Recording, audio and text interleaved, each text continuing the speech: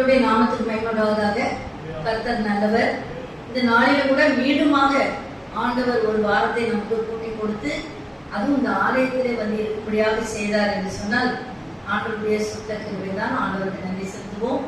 இந்த வேளையிலே முதலாவதாக நாம் செய்திக்குள்ளாக கடந்து செல்வதற்கு முன்பதாக ஆண்டவருடைய பிரசனம் நமக்கு ரொம்ப முக்கியம். ஏற்கனவே நம்முடைய ஆலயத்துல ஆண்டவருடைய பிரசனத்தை உணர்ந்து கொண்டிருக்கிறோம். செய்தி வேளையில சாத்தானவன் எங்கேயாவது நம்முடைய கனவுகளை, நனவுகளை, நம்முடைய எண்ணங்களை எடுத்துக்கொண்டு போகாதபடி தேவ பிரசனத்தினால் நிரப்பும்படியாக ஆண்டவருக்கு ஒப்பு கொடுத்து நாம் ஜெபிப்போம். கண்களை மூடுவோம்.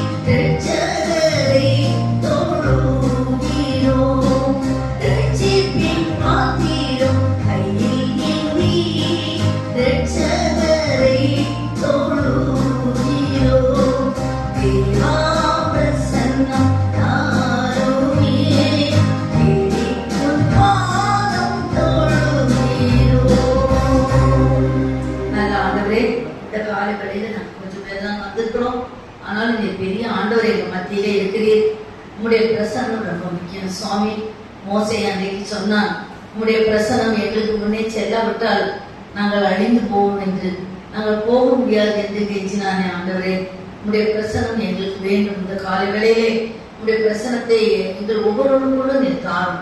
எங்களை ஆசீர்வதி. இந்த செய்தி எனக்கு தான் என்று கடந்து போக உதவிதார். இயேசு நாமத்தில் வேண்டுகிறோம் தகப்பனே. ஆமென். நாம் வாசி கேட்ட 1 கொரிந்தியர் 12ஆம் அதிகாரம், அது ஒரு கருகலான ஒரு வசனங்கள். இந்த நாட்களிலே நடந்து கொண்டிருக்கிற பல விதமான ஆரோக்கியமற்ற உபதேசங்களுக்குள்ளாக செல்கிறது. பல பிரிவுகள், பல பிரிவினைகள், பல ஒழுங்கீனங்கள், அதை குறித்து நான் பேசவில்லை. ஆனாலும் 1 கொரிந்தியர் 12ஆம் அதிகாரம் 5ஆம் வசனத்திலே பார்க்கிறோம். நாம் வரங்களில் வித்தியாசங்கள் உண்டு, ஆவியானவர் ஒருவரே. 5ஆம் வசனம், ஊழியங்களிலும் வித்தியாசங்கள் உண்டு, கர்த்தர் ஒருவரே. என்னுடைய செய்தியின் தலைப்புக்கான செய்தி இதுதான். ஊழியங்களிலும் வித்தியாசங்கள் உண்டு, கர்த்தர் ஒருவரே. அநேக விதமான ஊழியங்கள் இருக்கிறது. அப்படி ஆனா அதுல வித்தியாசங்கள் இருக்கிறது. ஆனால் எல்லாத்துக்கும் மத்தியிலும் ஒருத்தர் இருக்கிறார். அதான் ஆண்டவராகிய இயேசு கிறிஸ்து. அதைதான் இந்த காலைவெளியிலே ஊழியங்களை குறித்த ஒரு 3 காரியங்களை ஆண்டவர் என்னோடு பேசின காரியங்களை குறித்து உங்க மத்தியிலே நான் பேசலாம் என்று இருக்கிறேன். இந்த ஊழியங்கள் எனக்கு ரொம்ப பிடித்தமான ஒரு ஊழியங்கள். நானும் செய்வேன், மற்றவர்களுக்கும் செய்ய சொல்லி ஊக்கப்படுத்துவேன் நான்.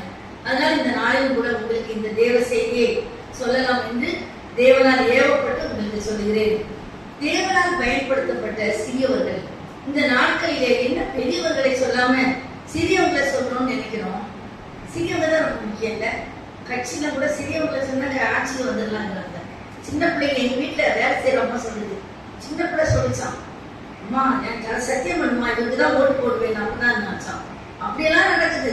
சிறியவர்களுக்கு வந்து அலாசனை அந்த பிள்ளை சொல்லிச்சு சத்தியம் பண்ணி போட்டீங்களாமானே, பிள்ளைய சொன்னா அப்படிங்கிறாங்க. பிள்ளைக்கு அவ்வளவு பவர் இருக்குது. அல்லேலூயா. சின்ன பிள்ளைங்க சின்ன ரேச்சல் சிரிக்கிறாங்க. சின்ன பிள்ளை அவங்க அக்ஷரம் சொன்னா அவங்க எது செஞ்சிருவோம். ஆனா அப்படி பிள்ளைகளுக்கு மேல ஒரு பாசம், ஒரு பிள்ளைகளுக்கு நல்ல ஆண்டவர் அறிவுகளை கொடுத்திருக்கிறார், வல்லமையை கொடுத்திருக்கிறார், செயற்திறனை கொடுத்திருக்கிறார். சின்ன பிள்ளைகளை ஆண்டவர் அதிகமா நேசித்தார் என்று வேதத்துல வாசிக்கிறோம். ஆனா அதெல்லாம் இந்த செய்தி அல்ல.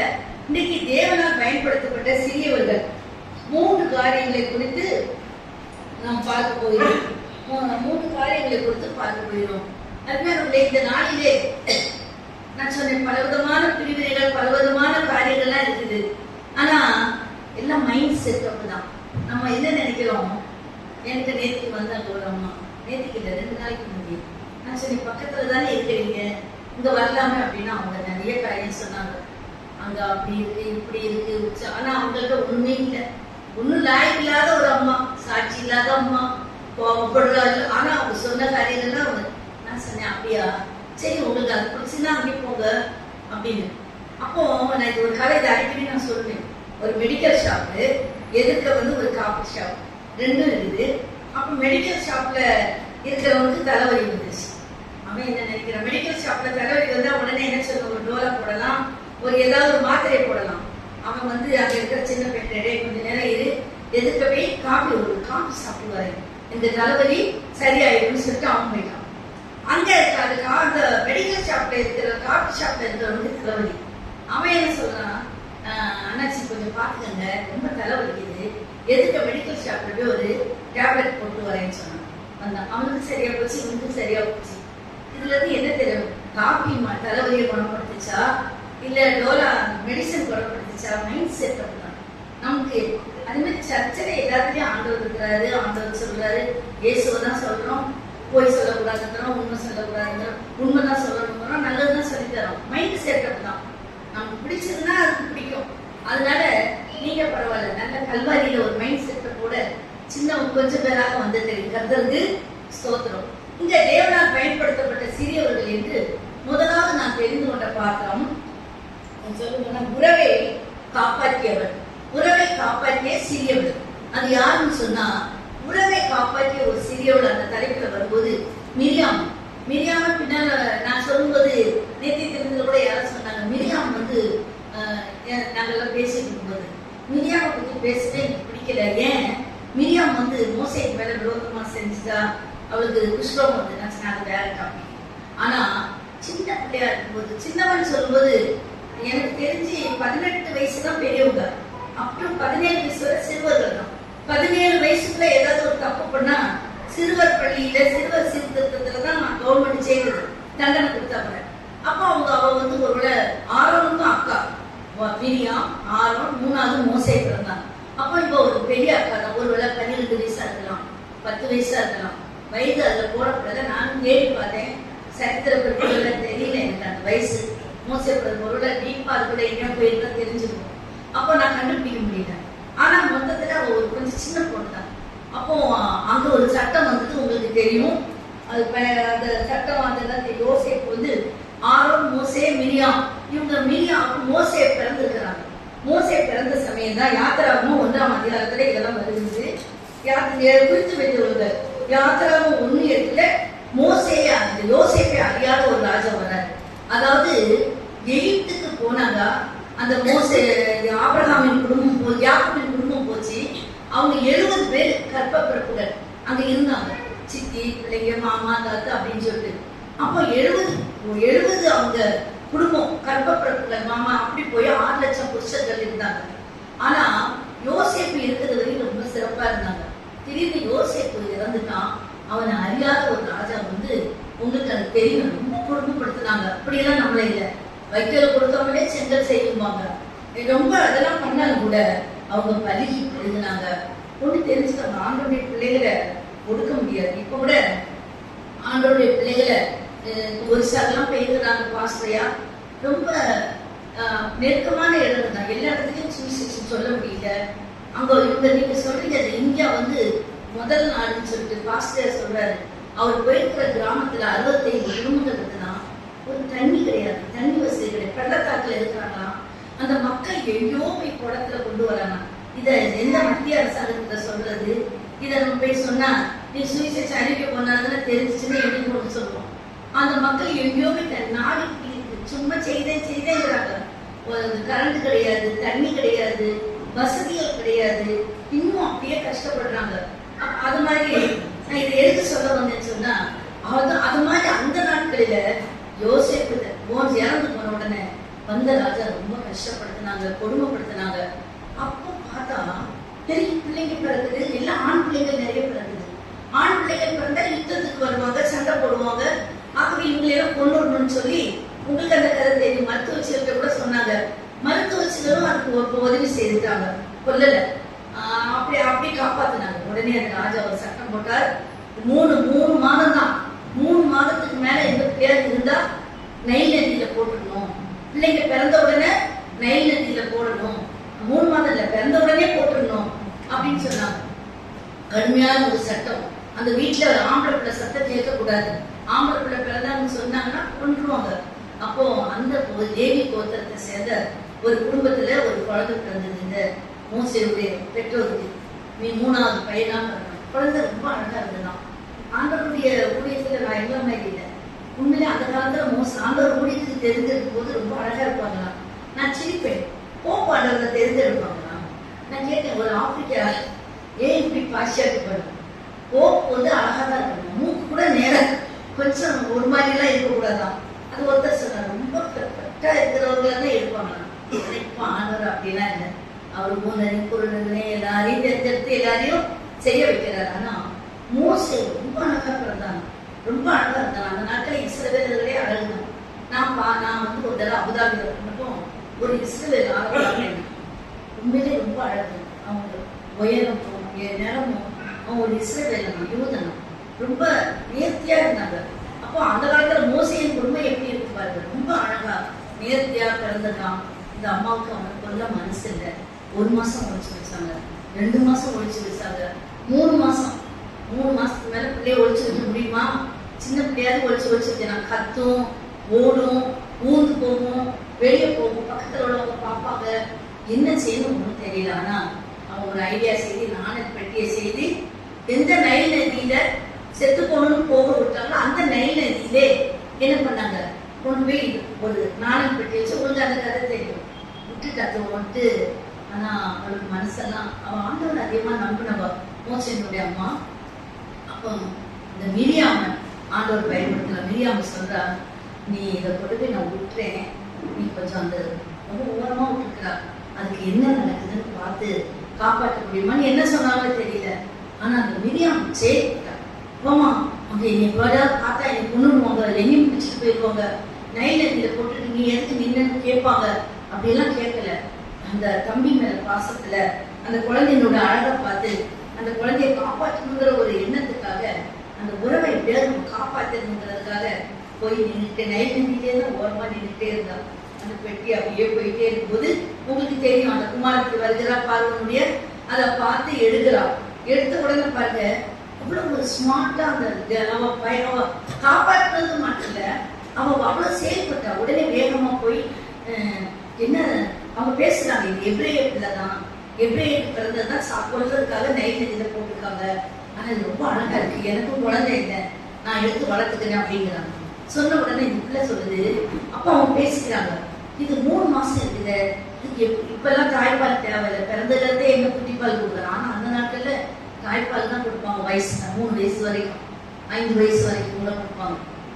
அப்ப இதுக்கு தாய்ப்பால் கொடுக்கணுமே, என்ன செய்யறது அப்படின்னு சொல்லும்போது இந்த பிள்ளை உடனே மீறி வந்து, மாமா என்ன பேசுகிறீங்க, நான் வந்து அந்த பக்கத்துல தான் இருக்கிறேன், எனக்கு ஏதாவது எப்படியே ஸ்திரீ ஏதாவது குழந்தை பிறந்தா, ஏன்னா பொம்பளை பிள்ளை பிறந்தா போட வேண்டியதில்லை, அப்படி ஏதாவது பிறந்தா அந்த அம்மாட்ட கொண்டு போய் கொடுத்து பால் கொடுக்க வைக்கிறேன் அப்படின்னு சொன்னோன்னே இவ்வளவு என்ன செய்யலாம் கொடுத்துட்டாங்க.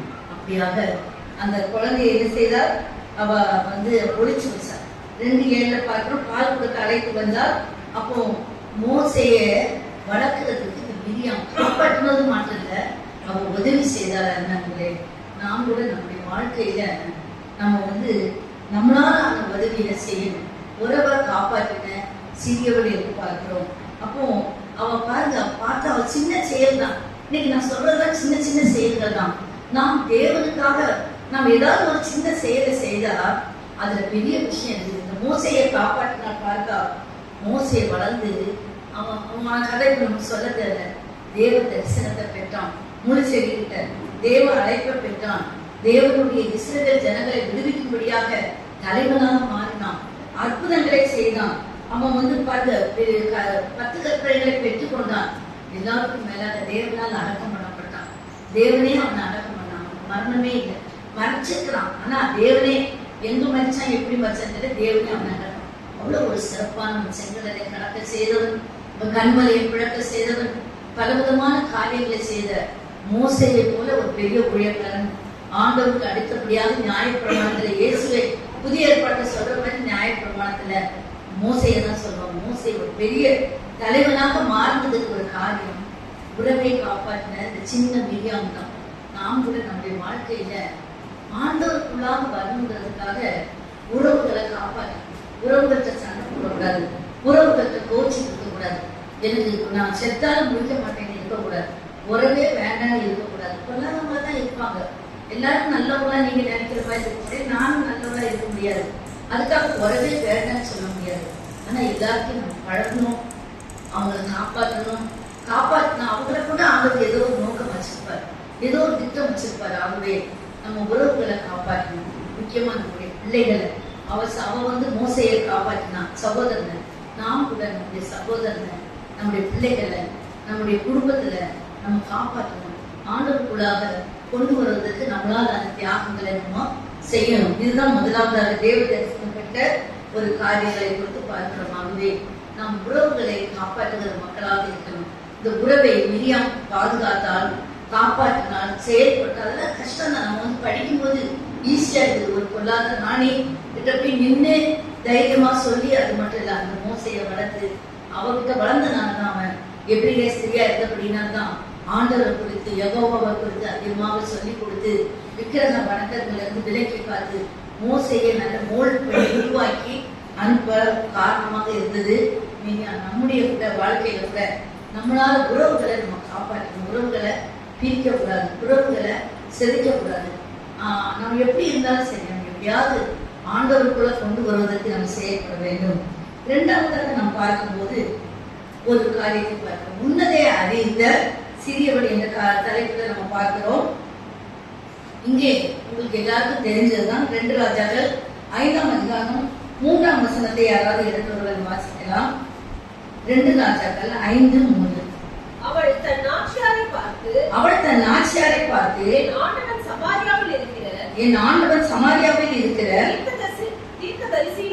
தீர்க்கதரிசியின் இடத்தில் போவாரானால் நலமாயிருக்கும். அவர் இவருடைய குஷ்டரோகத்தை நீக்கி விடுவார் என்று சொன்னார்.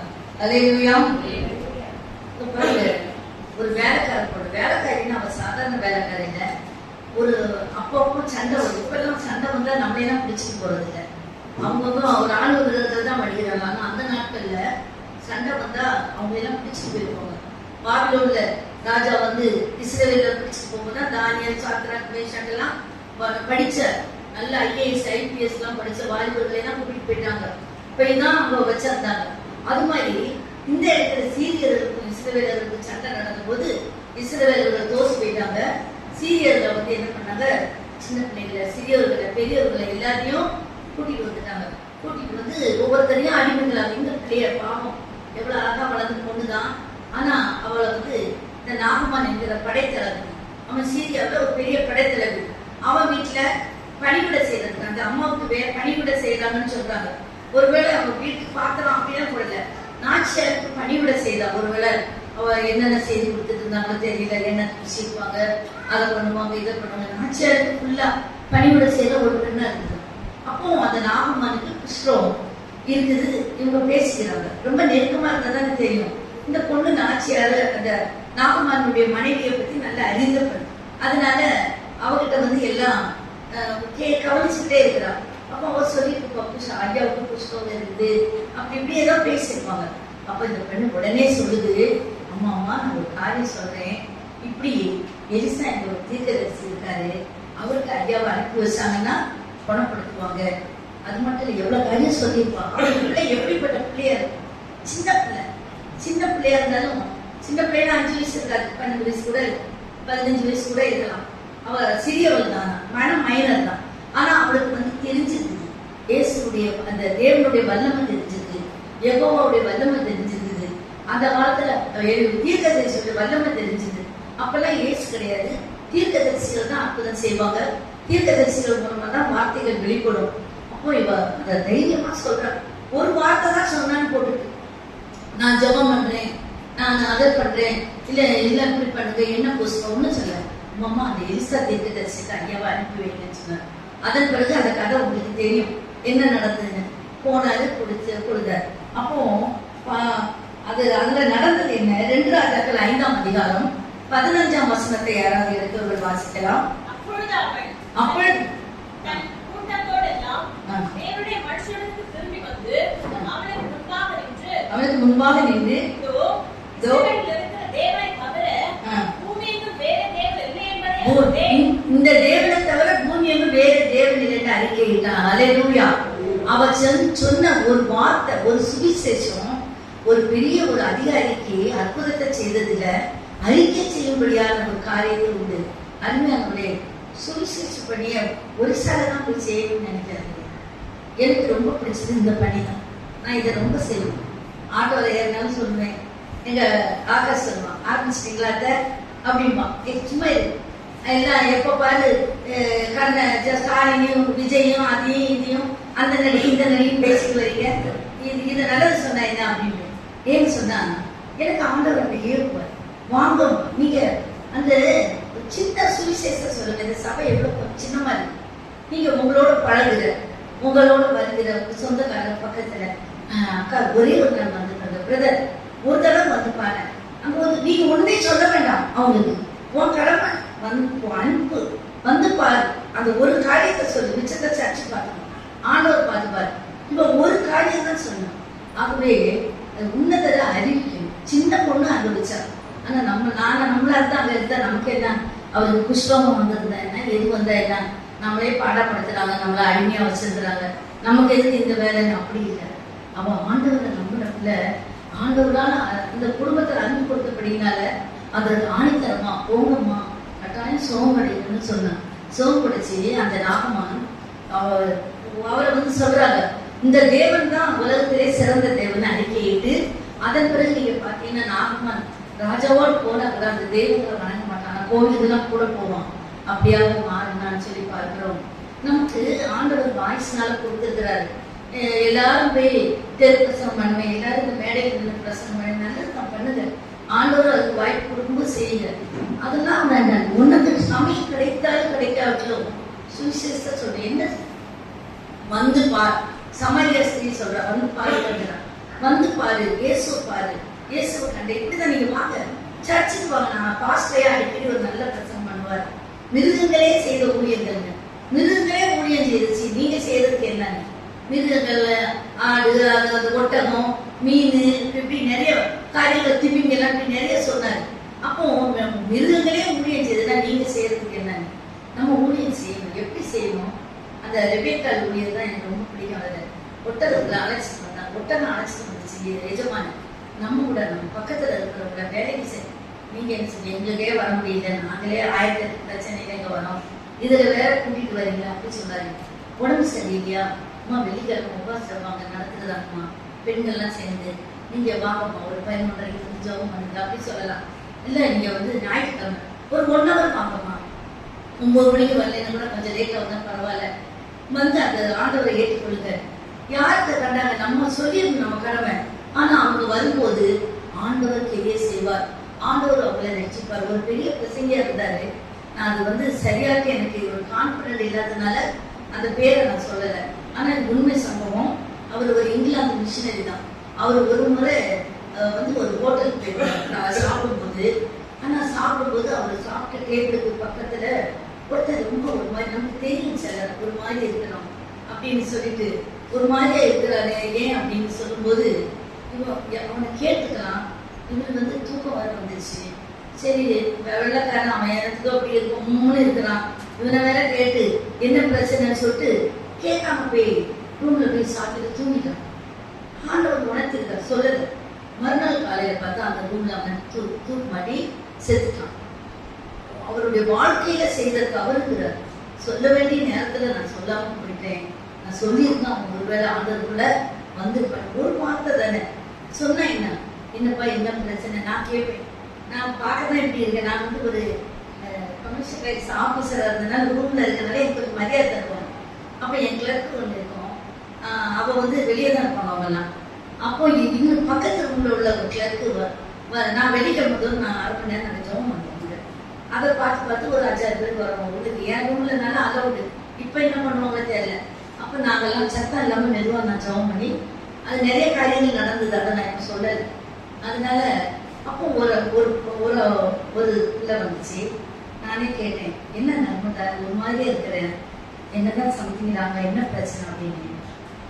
ஆனால் எப்படி மேடம் கண்டுபிடிச்சிங்க, இப்படி இன்னைக்கு நடந்ததுன்னா எனக்கு வாழ்வா சாவான்னு தெரியல, பிரச்சனையோடு வந்திருக்கேன் அப்படின்னு. அப்போ நான் வந்து நான் ஜெபம் பண்றேம்மா, ஆண்டவர் பெரிய காரியம் செய்வார்லாம் பண்ணக்கூடாது. ஹல்லேலூயா. அந்த பிள்ளைலாம் கர்த்தர் அதை மாத்தினாரு. எனக்கு மூலம் 2-3 பேர் ஞானஸ்தானம் எடுத்தாங்க. ஆண்டவருக்குள்ளாக ஞானஸ்தானம் எடுத்து அந்த சின்ன பிள்ளை ஊழியத்தை, அந்த உன்னதரை அறிவித்த அந்த சின்ன ஊழியத்தை தான் நான் அலுவலகத்தில் செஞ்சேன். லஞ்சம் வாங்காம இருக்கிறது பெருசு இல்லை. ஆனால் நான் செஞ்ச அந்த சின்ன வார்த்தைகள் சமயத்துக்கு அப்படி நான் சொன்ன அந்த சுவிசேஷங்கள் எனக்கு தெரிஞ்சு ஒரு நிறைய பேர் அந்த ஞானஸ்தானத்துக்கு கிறிஸ்தவர்கள் மாறி இருக்காங்க. ஆண்டவர் பெரிய காரியங்களை செஞ்சார். நீங்க கூட அதை செய்யலாம். பாஸ்டரா இருக்கணும்னு அவசியம் இல்லை, கோப்பாளராக இருக்கணும்னு இல்லை, பிஷப்பா இருக்கணும்னு இல்லை, எவாஞ்சலிக்கல் பிரசிண்டியாரா இருக்கணும்னு இல்லை. இருக்கிற பண்ணமாகவே இரு. நீ உங்களுக்கு டைம் கிடைக்கும் போது யாரோ வராங்க உங்க வீட்டுக்கு, ஒரு காய்கறியா கூட இருக்கட்டும், இல்லை வேலைக்காரியா கூட இருக்கட்டும், அவங்க பார்க்கும்போது என்ன பிரச்சனைமா அப்படியே அந்த டைமுக்கு கேட்டீங்கன்னா உங்களுக்கு ஆண்டவருக்கு சொல்லி இந்த சர்ச்சுக்கு வாங்குமா, கல்வாரி சர்ச்சுக்கு வாங்க, சின்ன சர்ச்சா இருந்தாலும் ஆண்டவருடைய பிரச்சனை அங்கே இருக்குது வாங்க அப்படின்னு நீங்க சொல்லுங்க. அடுத்த வாரம் அப்படி கூட்டிட்டு போங்க. சிலரையெல்லாம் எவ்வளவு பேசுறோம் அப்படிதானே. ஆனா அது மாதிரி ஆனா எதுக்கு கூட்டிட்டு போறது தெரியுமா? 5000 ரூபாய் கொடுக்குறாங்களா, ரேஷன்ல புடவை கொடுக்குறாங்களா, 10 மணிக்கு குக்கர் கொடுக்குறாங்களா, வான்னு இந்த தெருவுல சுவிசேஷம் அறிவிப்பாங்க பாருங்க. எங்க ஜெயா ஓடி வரும், அம்மா குக்கர் கொடுக்குறாங்களாமா, இப்படிக்கு சரி எனக்கு வேண்டாம் கீழே நிற்க அப்படின்னு ஓடுவாங்க பாரு. அப்படி ஓடுவாங்க, அன்னதானம் போட்டா ஓடுவாங்க. ஆனா ஒருத்தரும் ஆண்டவரை பத்தி சொல்ல மாட்டாங்க. நம்மளே வர்றது பெரிய காரியம், இதுல வேற சொல்றது என்ன? உன் உறவினர்களுக்கு சொல்லுங்க, வேலைக்காரர்களுக்கு சொல்லுங்க, பழகுறவங்களுக்கு சொல்லுங்க, வாங்க வந்து பாருங்க. சமாரியா ஸ்திரிய ஆண்டவர் சந்தித்து அவளுடைய நிலைமையை உணர்த்தின பிறகு சமாரியா ஸ்திரி ஊருக்குள்ள போய் சொன்ன காரியம், வந்து பாருங்க ஒருத்தர் வந்திருக்காரு, அவரு எனக்கு நடந்ததெல்லாம் சொன்னாரு, உங்களுக்கும் சொன்னாருன்னு சொன்னாங்க. அதுதான் சுவிசேஷம். பெரிய சுவிசேஷன் போய் நீ ஊர் கூட அறிவிக்க வேண்டாம். ஆகவே கடைசி உன்னதரை அறிவிக்க சிறிய பெண் இந்த நாகமானுடைய வேலைக்காரி. 3வது ஒரு காரியத்தை சொல்லி நான் முடிக்கிறேன். 3வது உள்ளதை கொடுத்த சிறியவன். இது உங்க பிரசங்க நிறைய சின்ன பிள்ளைகளே கேட்டிருக்கோம்.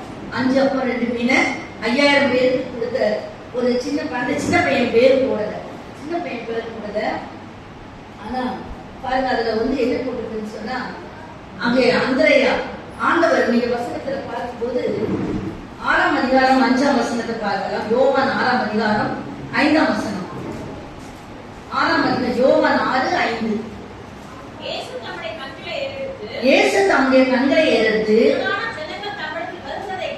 திரளான ஜனங்கள் வருவதை கண்டு பிலிப்புவை நோக்கி கேட்டார். அப்போ பாருங்க, அவர் மலையில போய் இருந்த உடனே ஆண்டவரை தேடி பிரசவம் கேட்கறதுக்கு மக்கள் வராங்க. வியாதிகளை குணமாக்குற பிரசவம் பண்றாரு சொல்லிட்டு மலையில தான். ஆனா மைக் இல்ல, கிராமபோன் இல்ல, ஆண்டோடைய சத்தம் இவ்வளவு வல்லமையா இருக்கு. மைக்கு எக்கோவா அடிச்சு கொண்டு. நான் அப்பப்ப நினைப்பேன், இந்த மலையில 5000 பேர் வந்து பிரசவம் கேட்டுக்கானா எவ்வளவு வல்லமையான நம்முடைய ஆண்டவர். ஹல்லேலூயா. ஆண்டவரை பத்தி நினைச்சுக்கிட்டே இருந்தீங்கன்னா சந்தோஷமா இருக்கலாம். நான் என்னுடைய கால்வலி, என்னுடைய கவலை எதிரெல்லாம் ஆண்டவருடைய முகத்தை தேடி அதுக்கு பார்த்ததில்ல. நானவே கற்பனை பண்ணி ஆண்டவர் இப்படி பேசிப்பார் அப்படின்னு சொல்லி நினைப்பேன். எனக்கு சந்தோஷமா இருக்கும். ஆண்டவருடைய செயல்பாடுகளை நான் நினைச்சுக்கிட்டே இருக்கும்போது எனக்கு வந்து ரொம்ப சந்தோஷமா இருக்கும். பிள்ளைகளை விட, உறவுகளை விட, குடும்பங்களை விட ஆண்டவர் ரொம்ப நல்லவர். ஆண்டவர் நம்மை நேசிக்கிறவர். ஆண்டவர் நம்முடைய கண்ணீரை துடைக்கிறவர். ஆண்டவர் தேவைகளை நமக்கு சந்திக்கிறவர். ஆண்டவர் நமக்கு என்ன எப்ப வேணும்னு கேட்கிற ஆண்டவர். ரொம்ப நல்ல ஆண்டவர். அருமையானே ஏசாமியை மட்டும் நீங்க பிடிச்சுக்கோங்க. இங்க பிலிப்பிட்ட கேட்கிறாரு, இவ்வளவு சாப்பாடு கொடுக்கலாங்கிறாரு. ஆண்டவர் சில நேரத்துல இப்படி எல்லாம் செய்வாரு. அப்போ அவன் சொல்றான், 5000 பேர்கிட்ட புருஷர்களே இருக்கிறாங்க, இவ்வளோ ஜனம் இருக்குது ஆண்டவரே, இவங்களுக்கு 200 பணங்கிறது அது நிறைய ரூபாய் மாதிரி, 20,000 2 லட்சம் தெரியாது. 200 பணம் வாங்கி வேணும். அது இல்லாம மலையில இருக்கணும். இவ்வளவுத்துக்கும் சாப்பாடு இப்போ காசு கொடுத்து நீங்க பிரியாணி வேணும்னா விடிய நீங்க எங்க தெருவுக்கு வாங்க. எந்த கடையில போனாலும் பிரியாணி வாங்கலாம், எல்லாமே வாங்க, பணம் மட்டும் இருந்தா போதும். இங்க மட்டும் இல்லை, நான் போறேன் எவ்வளவு இடம் இல்லை, ஒரே மக்கள் சாப்பாடே செய்யறது இல்லை நினைக்கிறேன். ஒரே ஹோட்டல்ல தான் சாப்பிட்றாங்களா என்னன்னு தெரியல. ஹோட்டல் நிரம்பி இருக்கும். ஆனா அப்போ அந்த நாட்கள்ல அப்படி கிடையாது. ஆர்டர் பண்ண முடியாது, சொன்னாதான் செய்வாங்க. எங்க போய் வாங்குறது, எங்க கொடுக்குறது அப்படின்னு சொல்லி கேட்கறாங்க. அப்போ உடனே அந்திரையா வருகிறார். நீங்க அதற்கு தொடர்ந்து இந்த யோவான் 6ஆம் அதிகாரத்தை வீட்டுல போய் படித்து பாருங்க. அங்கே 9ஆம் வசனத்துல அந்திரையும் ஒரு சீசன் தான். அந்திரையா எப்பவுமே அறிமுகப்படுத்துகிற ஒரு சீசன் தான். அவன் வந்து சொல்றான், ஐயா ஒரு சின்ன பையன் தான், அவன்கிட்ட வந்து 5 அப்பமும் 2 மீன் இருக்கு அப்படின்னு. அப்போ எப்படி இதை தெரிஞ்சுக்கிட்டான்னு சொன்னா, இவங்க இதெல்லாம் பேசிக்கிட்டு இருக்கும்போது அதெல்லாம் கொஞ்சம் டைம் எடுக்கும்போது இவரே வந்து விசாரிச்சுக்குவான். அது யார் சாப்பாடு இருக்குதா, இன்னும் தந்திரையாவது தெரியுது, சின்ன காரியம் இருந்தா கூட ஏதாவது நடக்கும் அப்படின்னு இவங்கெல்லாம் தெரிஞ்சு வச்சிருக்கிறாங்க. உடனே சின்ன பையன்கிட்ட 5 அப்பம் 2 மீன் எப்படி சொல்லுவாங்க. இப்போ நான் போய் எங்க பாஸ்டரையா பிடிச்சோம் அப்படின்னு சொல்லுவார். இந்த சர்ச்சு கட்டும்போது இந்த 5 அப்பம் 2 மீன் எனக்கு ரொம்ப பிடிக்கும். ஏன்னா இந்த சர்ச்சு கட்டும்போது 5000 ரூபாய் தான் கையில இருந்தது.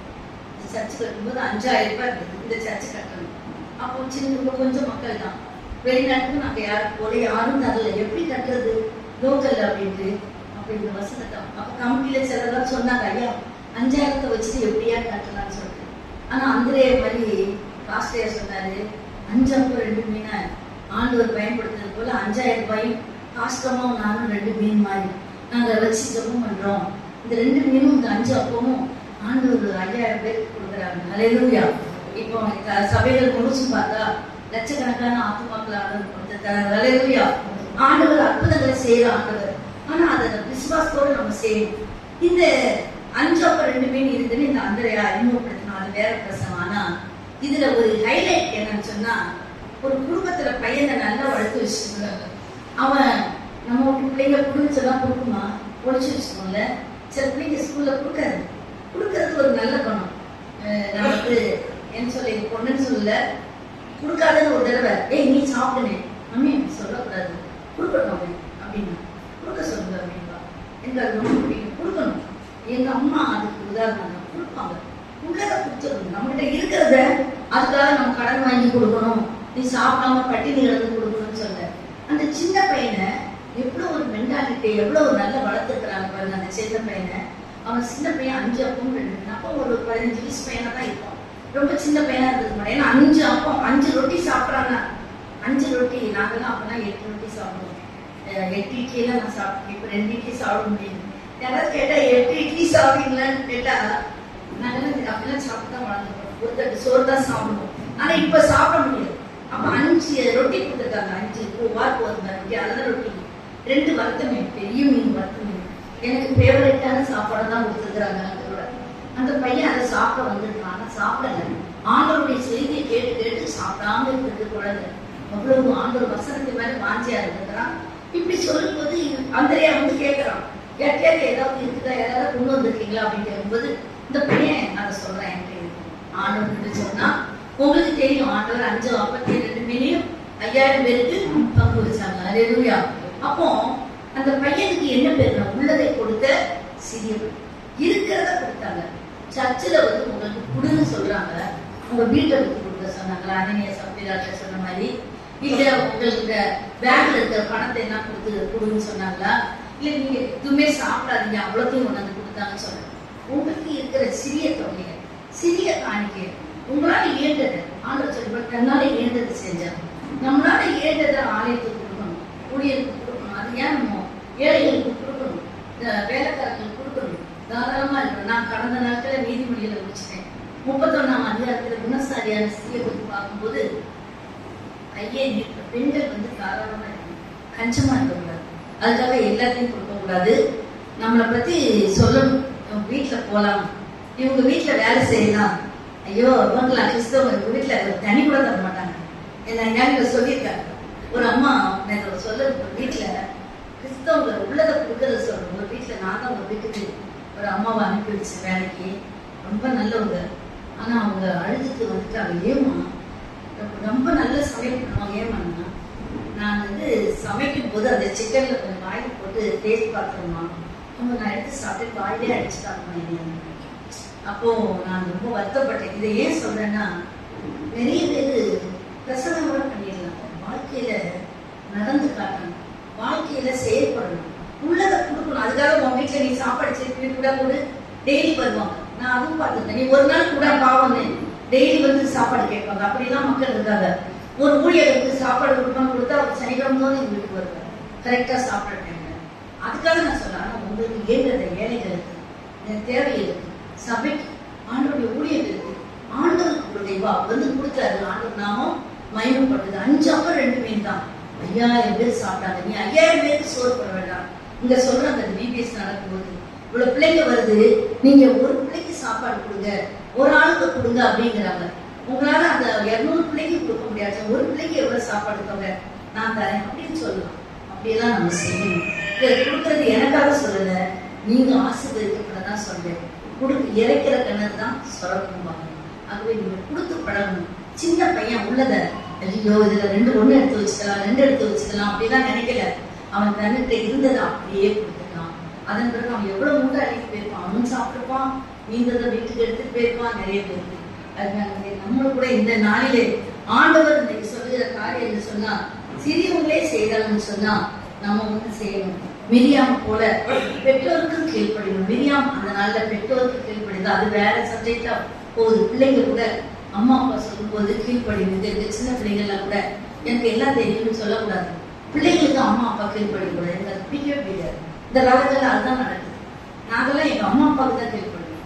அம்மா அப்பா பிள்ளைகளுக்கு கீழ்ப்படியக்கூடாது. எல்லாருக்கும் கீழ்ப்படிகிற காரியத்தை கீழ்ப்படியும்.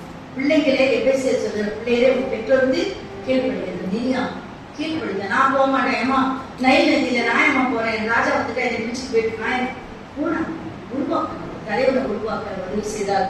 2வதாக நாகம்மனுடைய வேலைக்காரி, அவளே வேலை செய்து அடிமையா கிடக்குறா. நம்மளே வந்து நூலாய் கிடக்கிறோம். இங்க வந்து வேலை செய்து நம்ம இஸ்ரேல் தேசத்துல எவ்வளவு செழிப்பா இருந்தோம், இதை விட்டுட்டு இங்க ஒரு வேலைக்காரியா இருக்கிறோம். அதுவும் ஒரு இந்து சாமி கூப்பிடுறோம், விக்கிரகத்தை கூப்பிடுறோம்னு நினைக்கல. சொல்றா, சமயம் கிடைச்ச உடனே அம்மா நீங்க எரிசா போங்கிறான். பெரிய அற்புதம் நடந்தது. ஆகவே நாம் உள்ள உன்னதரை அறிவித்தவளாக இருக்கலாம்.